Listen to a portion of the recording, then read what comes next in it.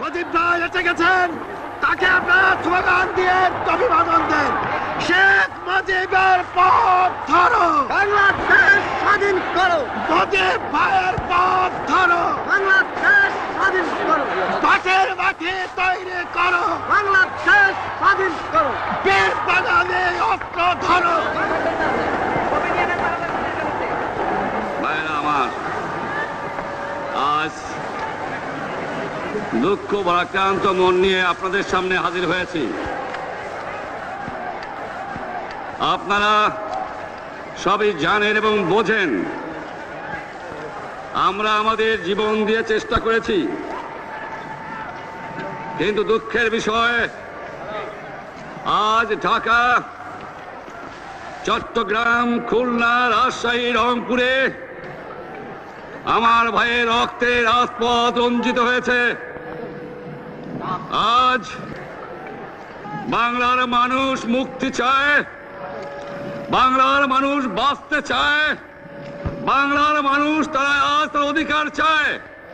কি অন্যায় করেছিলাম নির্বাচনের পরে বাংলাদেশের মানুষ সম্পূর্ণভাবে আমাকে আওয়ামী লীগকে ভোট দেন। আমাদের ন্যাশনাল অ্যাসেম্বলি বসবে, আমরা সেখানে শাসনতন্ত্র তৈরি করব এবং এই দেশকে আমরা গড়ে তুলব। এদেশের মানুষ অর্থনৈতিক, রাজনৈতিক, সাংস্কৃতিক মুক্তি পাবে। কিন্তু দুঃখের বিষয়, আজ দুঃখের সঙ্গে বলতে হয় 23 বছরের করুণ ইতিহাস, বাংলার অত্যাচারের, বাংলার মানুষের রক্তের ইতিহাস, 23 বছরের ইতিহাস, মুমূর্ষ নরনারীর আর্তনাদের ইতিহাস, বাংলার ইতিহাস, এদেশের মানুষের রক্ত দিয়ে রাজপথ রঞ্জিত করার ইতিহাস।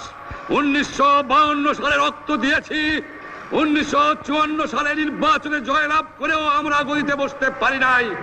1958 সালে আইয়ুব খান মার্শাল ল জারি করে 10 বছর পর্যন্ত আমাদের গোলাম করে রেখেছে।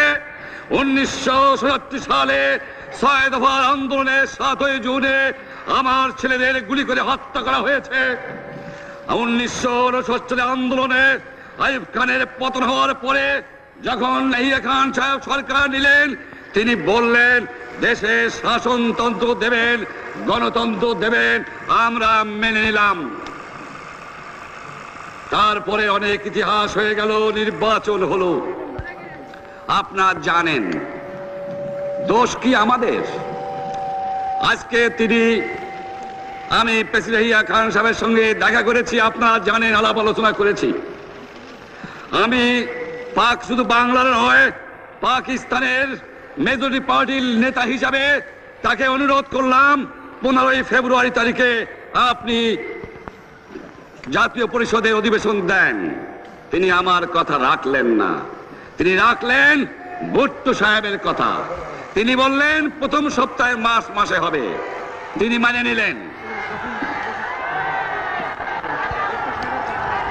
আমরা বললাম ঠিক আছে, আমরা অ্যাসেম্বলিতে বসবো, আমরা আলোচনা করব।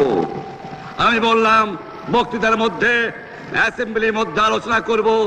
এমনকি আমি এ পর্যন্ত বললাম যদি কেউ ন্যায্য কথা বলে, আমরা সংখ্যায় বেশি হলেও একজন যদিও সে হয়, তার ন্যায্য কথা আমরা মেনে নেব। যারা ভুট্টো সাহেব এখানে এসেছিলেন, আলোচনা করলেন, বলে গেলেন যে আলোচনার দরজা বন্ধ না, আরো আলোচনা হবে। তারপরে অন্য নেতৃত্বের সঙ্গে আলাপ করলাম, আপনারা আসুন বসি, আমরা আলাপ করে শাসনতন্ত্র তৈরি করি। তিনি বললেন পশ্চিম পাকিস্তানের মেম্বাররা যদি এখানে আসে তাহলে কসাইখানা হবে অ্যাসেম্বলি। তিনি বললেন যে যাবে তাকে মেরে ফেলে দেওয়া হবে। যদি কেউ অ্যাসেম্বলিতে আসে তাহলে পেশোয়ার থেকে করাচি পর্যন্ত দোকান জোর করে বন্ধ করা হবে, তারপরেও যদি কেউ আসে তাকে সন্ন্যাসার করা হবে। আমি বললাম অ্যাসেম্বলি চলবে। তারপরে হঠাৎ 1 তারিখে অ্যাসেম্বলি বন্ধ করে দেওয়া হলো। ইয়াহিয়া খান সাহেব প্রেসিডেন্ট হিসাবে অ্যাসেম্বলি ডেকেছিলেন, আমি বললাম যে আমি যাব। ভুট্টো সাহেব বললেন তিনি যাবেন না। 35 জন সদস্য পশ্চিম পাকিস্তানের থেকে এখানে আসলেন। তারপরে হঠাৎ বন্ধ করে দেওয়া হলো, দোষ দেওয়া হলো বাংলার মানুষকে, দোষ দেওয়া হলো আমাকে। বন্ধুকে দেওয়ার পরে দেশের মানুষ প্রতিবাদ মুখর হয়ে উঠলো। আমি বললাম শান্তিপূর্ণ ভাবে আপনারা হরতাল পালন করেন। আমি বললাম আপনারা কল কারখানা সবকিছু বন্ধ করে দেন। জনগণ সাড়া দিল, আপন ইচ্ছায় জনগণ রাস্তায় বেরিয়ে পড়ল। তারা শান্তিপূর্ণ ভাবে সংগ্রাম চালিয়ে যাওয়ার জন্য স্থির প্রতিজ্ঞাবদ্ধ হলো। কি পেলাম আমরা? আমার পয়সা দিয়ে অস্ত্র কিনেছি বহিঃশত্রু আক্রমণ থেকে দেশকে রক্ষা করার জন্য। আজ সেই অস্ত্র ব্যবহার হচ্ছে আমার দেশের গরিব দুঃখী নিরস্ত মানুষের বিরুদ্ধে। তার বুকের উপরে হচ্ছে গুলি। আমরা পাকিস্তানের সংখ্যাগুরু, আমরা বাঙালিরা যখনই ক্ষমতায় যাওয়ার চেষ্টা করেছি, যখনই এদেশের মালিক হবার চেষ্টা করেছি, তখনই তারা আমাদের উপর ঝাঁপিয়ে পড়েছেন। তারা আমাদের ভাই। আমি বলেছি তাদের কাছে এই কথা যে আপনারা কেন আপনার ভাইয়ের বুকে গুলি মারবেন? আপনাদের রাখা হয়েছে যদি বহিঃশত্রু আক্রমণ করে তার থেকে দেশকে রক্ষা করার জন্য। তারপরে উনি বললেন যে আমার নামে বলেছেন, আমি নাকি বলে স্বীকার করেছি যে 10 তারিখে রাউন্ড টেবল কনফারেন্স হবে। আমি উনাকে একথা বলে দেবার চাই, আমি তাকে তা বলি নাই। টেলিফোনে আমার সঙ্গে তার কথা হয়। তাকে আমি বলেছিলাম, জনাব ইয়াহিয়া খান সাহেব, আপনি পাকিস্তানের প্রেসিডেন্ট, দেখে যান, ঢাকায় আসেন কিভাবে আমার গরিবের উপরে, আমার বাংলার মানুষের বুকের উপরে গুলি করা হয়েছে, কি করে আমার মায়ের কোল খালি করা হয়েছে, কি করে মানুষকে হত্যা করা হয়েছে। আপনি আসুন, দেখুন, বিচার করুন, তারপরে আপনি ঠিক করুন। আমি এই কথা বলেছিলাম। আমি তো অনেক আগে বলেছি কিসের আসতেছি, তার সঙ্গে বসবো, যারা আমার মানুষের বুকে রক্ত নিয়েছে তাদের সঙ্গে বসবো। আমার সঙ্গে পরামর্শ না করে বা আমাদের সঙ্গে আলোচনা না করে 5 ঘন্টা গোপনে বৈঠক করে যে বক্তৃতা তিনি করেছেন এবং যে বক্তৃতা করে অ্যাসেম্বলি করেছেন, সমস্ত দোষ তিনি আমার উপরে দিয়েছেন, বাংলার মানুষের উপরে দিয়েছেন। আমি পরিষ্কার মিটিংয়ে বলেছি যে এবারের সংগ্রাম আমার মুক্তির সংগ্রাম, এবারের সংগ্রাম স্বাধীনতার সংগ্রাম।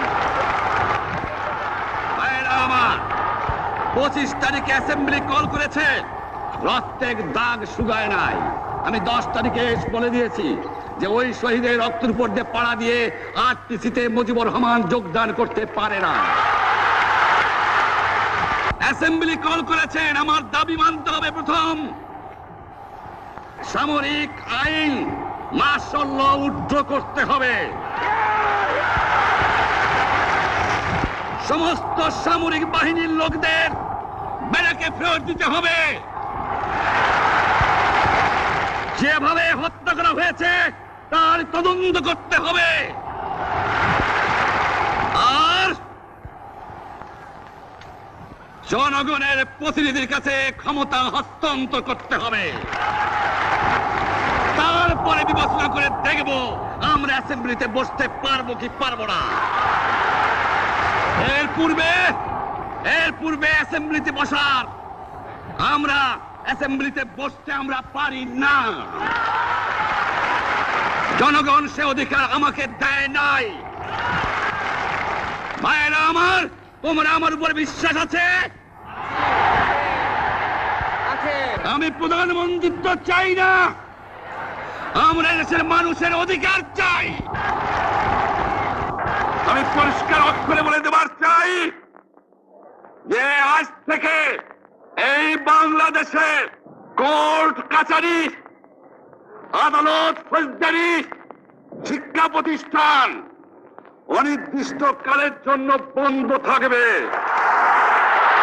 গরিবের যাতে কষ্ট না হয়, যাতে আমার মানুষ কষ্ট না করে, সেই জন্য সমস্ত অন্য জিনিসগুলো আছে সেগুলোর হরতাল কাল থেকে চলবে না। রিক্সা ঘোড়াগাড়ি চলবে, রেল চলবে, লঞ্চ চলবে। শুধু secretariat, supreme court, high court, জজ কোর্ট, সেমি গভর্নমেন্ট দপ্তরগুলো ওয়াবদা, কোনো কিছু চলবে না। 28 তারিখে কর্মচারীরা যে বেতন নিয়ে আসবেন, এরপরে যদি বেতন দেওয়া না হয়, আর যদি একটা গুলি চলে, আর যদি আমার লোকের উপর হত্যা করা হয়, তোমাদের উপর কাছে আমার অনুরোধ রইল, প্রত্যেক ঘরে ঘরে দুর্গ গড়ে তোলো। তোমাদের যা কিছু আছে তাই নিয়ে শত্রুর মোকাবেলা করতে হবে, এবং জীবনের তরে রাস্তাঘাট যা যা আছে সব কিছু আমি যদি হুকুম দেবার নাও পারি, তোমরা বন্ধ করে দেবে। আমরা ভাতে মারবো, আমরা পানিতে মারবো। তোমরা আমার ভাই, তোমরা বাড়াকে থাকো, কেউ তোমাদের কিছু বলবে না, কিন্তু আর আমার বুকের উপর গুলি চালাবার চেষ্টা করো না, ভালো হবে না। 7 কোটি মানুষকে তাবা রাখতে পারবো না। আমরা যখন মরতে শিখেছি তখন কেউ আমাদের দবাতে পারবে না। আর যে সমস্ত লোক শহীদ হয়েছে, আঘাতপ্রাপ্ত হয়েছে, আমরা আওয়ামী লীগের থেকে যতদূর পারি তাদের সাহায্য করতে চেষ্টা করব। যারা পারেন আমার রিলিফ কমিটি সামান্য টাকা পয়সা পৌঁছিয়ে দেবেন। আর এই 7 দিন হরতালে যে সমস্ত শ্রমিক ভাইরা যোগদান করেছেন, প্রত্যেকটা শিল্পের মালিক তাদের বেতন পৌঁছায় দেবেন। সরকারি কর্মচারীদের বলি, আমি যা বলি তা মানতে হবে। যে পর্যন্ত আমার এই দেশের মুক্তি না হবে, খাজনা ট্যাক্স বন্ধ করে দেওয়া হলো, কেউ দেবে না। মনে রাখবেন, শত্রু বাহিনী ঢুকেছে, নিজেদের মধ্যে আত্মকলহ সৃষ্টি করবে, লুটতরাজ করবে। এই বাংলায় হিন্দু মুসলমান, বাঙালি নন বাঙালি যারা আছে তারা আমাদের ভাই, তাদের রক্ষার দায়িত্ব আপনাদের উপরে, আমাদের জন্য বদনাম না হয়। মনে রাখবেন, রেডিও টেলিভিশনের কর্মচারীরা যদি রেডিওতে আমাদের কথা না শোনে, তাহলে কোন বাঙালি রেডিও স্টেশনে যাবেন না। যদি টেলিভিশন আমাদের নিউজ না দেয়, কোন বাঙালি টেলিভিশনে যাবেন না।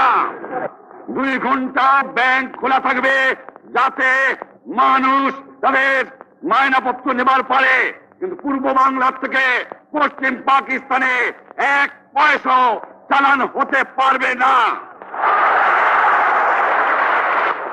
টেলিফোন টেলিগ্রাম আমাদের এই পূর্ব বাংলায় চলবে, এবং বিদেশের সঙ্গে নিউজ পাঠ হলে আপনারা চালাবেন, কিন্তু যদি এই দেশের মানুষকে খতম করার চেষ্টা করা হয়, বাঙালিরা বুঝে শুনে কাজ করবেন। তবে অনুরোধ করছি, আপনারা আমাদের ভাই, আপনারা দেশকে একেবারে জাহান্নামে ধ্বংস করে দিয়েন না। জীবনে আর কোনোদিন আপনাদের মুখ দেখা দেখি হবে না। যদিও আমরা শান্তিপূর্ণভাবে আমাদের ফয়সলা করতে পারি, তাহলে অন্তপক্ষে ভাই ভাই হিসেবে বাস করার সম্ভাবনা আছে। সেই জন্য আপনাদের অনুরোধ করছি, আমার এই দেশে আপনারা মিলিটারি শাসন চালাবার চেষ্টা করবেন না। দ্বিতীয় কথা, প্রত্যেক গ্রামে, প্রত্যেক মহল্লায়, প্রত্যেক ইউনিয়নে, প্রত্যেক সাব ডিভিশনে আওয়ামী লীগের নেতৃত্বে সংগ্রাম পরিষদ গড়ে তোলো, এবং তোমাদের যা কিছু আছে তাই নিয়ে প্রস্তুত থাকো। মনে রাখবা, রক্ত যখন দিয়েছি, রক্ত আরো দেব, এই দেশের মানুষকে মুক্ত করে ছাড়বো ইনশাআল্লাহ। এবারে সংগ্রাম আমাদের মুক্তির সংগ্রাম, এবারে সংগ্রাম স্বাধীনতার সংগ্রাম। জয় বাংলা।